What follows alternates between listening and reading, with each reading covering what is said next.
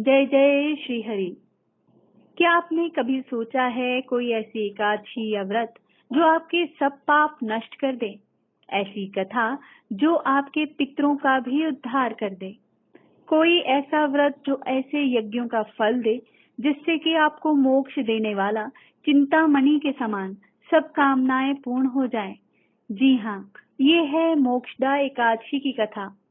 मार्गशीर्ष मास की शुक्ल पक्ष की एकादशी को मोक्षदा एकादशी कहा जाता है, जिसकी कथा हम आपको सुनाने जा रहे हैं। इसको सुने बिना व्रत अधूरा माना जाता है, इसलिए आपसे आग्रह है कि कथा पूरी सुने।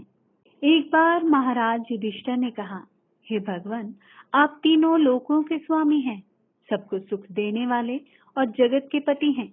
मैं आपको नमस्कार करता हूँ। हे देव, आप सबके हितैषी हैं, अतः मेरे संशय को दूर कर मुझे बताइए कि मार्गशीर्ष एकादशी का क्या नाम है, उस दिन कौन से देवता का पूजन किया जाता है और उसकी क्या विधि है, कृपया मुझे बताइए।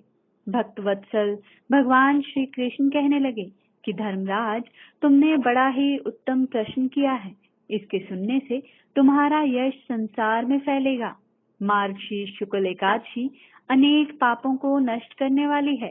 इसका नाम मोक्षदा एकादशी है।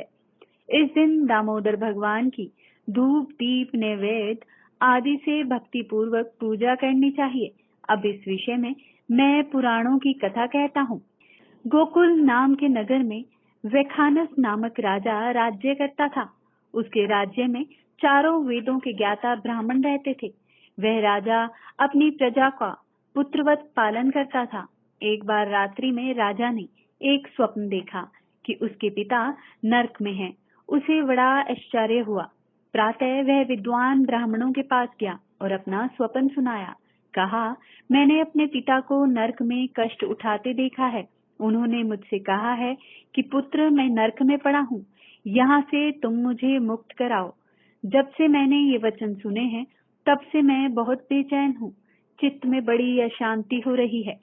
मुझे इस राज्य, धन, पुत्र, स्त्री, हाथी, घोड़े आदि से कुछ भी सुख प्रतीत नहीं होता।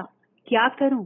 राजा ने कहा, हे ब्राह्मण देवताओं, इस दुख के कारण मेरा सारा शरीर जल रहा है। अब आप कृपा करके कोई तप, दान, व्रत आदि ऐसा उपाय बताइए जिससे मेरे पिता को मुक्ति मिल पाए।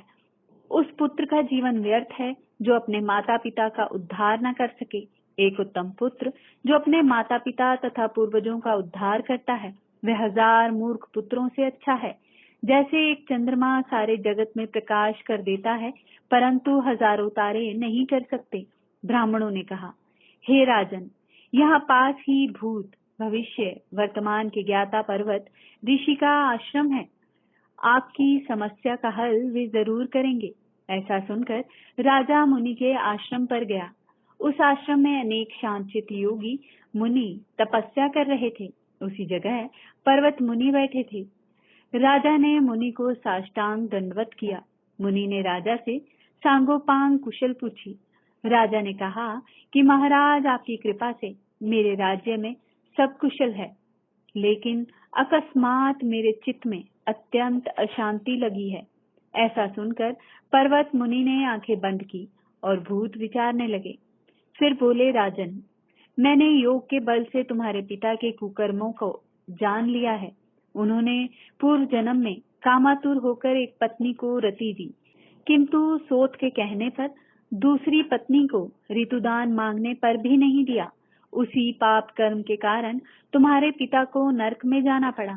तब राजा ने कहा, इसका कोई उपाय बताइए। मुनि बोले, हे राजन, आप मार्गशीर्ष एकादशी का उपवास करें और उस उपवास के पुण्य को अपने पिता को संकल्प कर दें। इसके प्रभाव से आपके पिता की अवश्य नरक से मुक्ति होगी। मुनि के ये वचन सुनकर राजा महल में आया। मुनि के कहने अनुसार कुटुंब सहित मोक्षदा एकादशी का व्रत किया। इसके उपवास का पुण्य उसने पिता को अर्पण कर दिया। इसके प्रभाव से उसके पिता को मुक्ति मिल गई और स्वर्ग में जाते हुए वे पुत्र से कहने लगे कि हे पुत्र, तूने मेरा कल्याण किया है। यह कहकर वह स्वर्ग चले गए और कहा कि पुत्र, तुम्हारा कल्याण हो। मार्गशीर्ष मास की शुक्ल पक्ष की मोक्षदा एकादशी को जो व्रत करते हैं उनके समस्त पाप नष्ट हो जाते हैं। इस व्रत से बढ़कर मोक्ष देने वाला और कोई व्रत नहीं है। इस कथा को पढ़ने या सुनने से वायपेय यज्ञ का फल मिलता है। यह व्रत मोक्ष देने वाला तथा चिंतामणि के समान सब कामनाएं पूर्ण करने वाला है। जय जय श्री हरि।